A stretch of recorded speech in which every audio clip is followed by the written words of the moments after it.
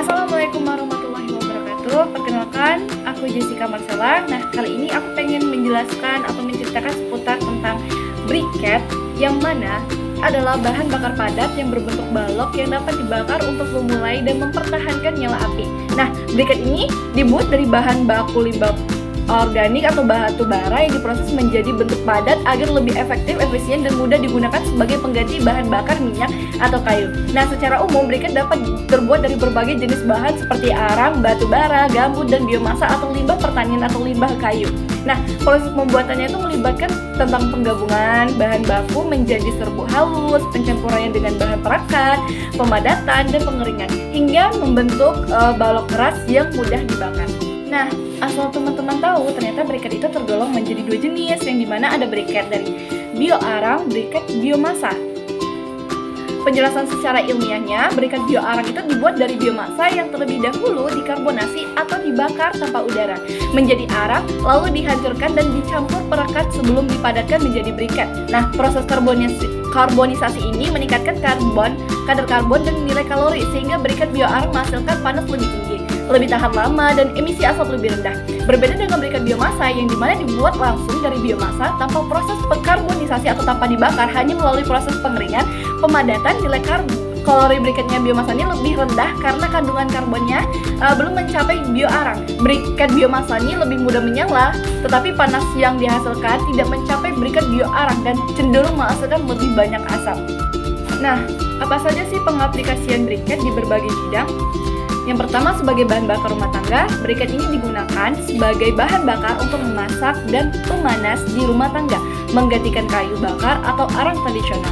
Selanjutnya, di industri pengolahan makanan dan minuman, briket biomasa banyak dipakai di restoran, catering, dan pabrik pengolahan makanan sebagai sumber panas untuk memasak, memanggang, barbeque, serta memanaskan oven industri dan mengeringkan produk makanan seperti buah kering. Selanjutnya, industri pengolahan logam dan baja, briket digunakan sebagai bahan bakar untuk peluburan logam dan pembuatan baja. Selanjutnya, di industri tekstil, briket digunakan untuk memanaskan udara dalam proses pencucian tekstil, pengeringan kain, dan proses pewarnaan yang membutuhkan suhu tinggi, sehingga memberikan solusi yang efisien dan ramah lingkungan. Setelah berbagai penjelasan yang telah aku jelaskan tadi, aku akan ngebagikan beberapa video cara pembuatan briket bioarang dan briket biomasa.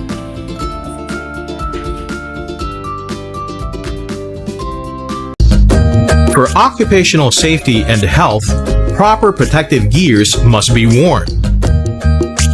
For starters, charcoal briquetting is a process of molding raw materials, such as coal, coconut shell, rice hull, coconut husk, sawdusts, and other biomass materials under compaction pressure, which produces finer and more uniform chunks of charcoal. ITDI's charcoal briquetting technology is unique because it is slow burning, produces least smoke, and can easily be stored, which makes it more efficient and economical. To produce charcoal briquettes, you will need the following: cornstarch as binder, cooking stove, dryer, raw material binder mixer, modified drum-type carbonizer with condenser, or biomass oven for small production. To make high-grade charcoal briquettes, the following process is being done by ITDI. Carbonize first the coal using a 7.5 kg per hour capacity modified drum carbonizer. Tip: carbonization takes time, so remember to do this step prior to the other processes. The yield of carbonization is about 30 to 32% for cocoa shell, 25% for rice hull husk, and 20% for sawdusts. Binder mixture. Dissolve a pack of starch in boiling water in the ratio of 1:10 and set aside. Once the raw material has been carbonized, crush the material using an electrically operated crusher or raw material binder mixer. Since we use rice husks as raw material, there is no need to crush the carbonized rice husks. Using a 10 kilogram capacity per batch mechanical mixer, mix the starch binder with the fine carbonized material to achieve uniform quality briquettes by coating the fines with a film of the binder. The charcoal binder mixture is now ready for briquetting through a manual type 100 kilograms per day capacity compressor.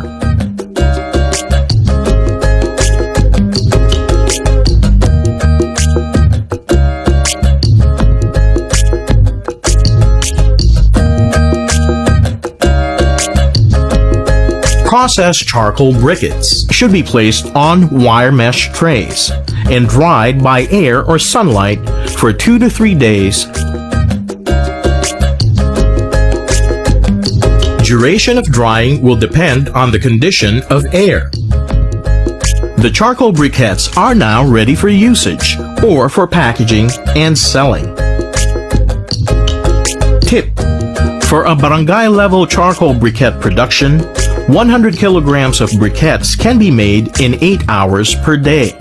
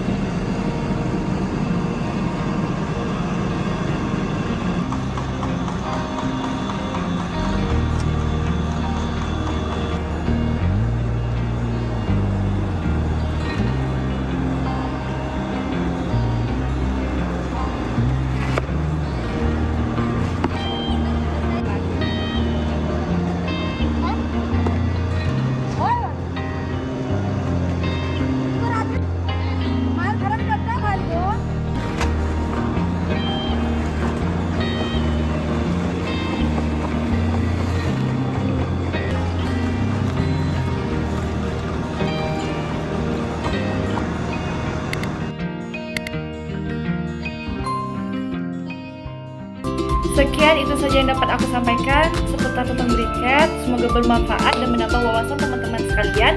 Lebih dan kurang aku mohon maaf. Wassalamualaikum warahmatullahi wabarakatuh. Bye bye.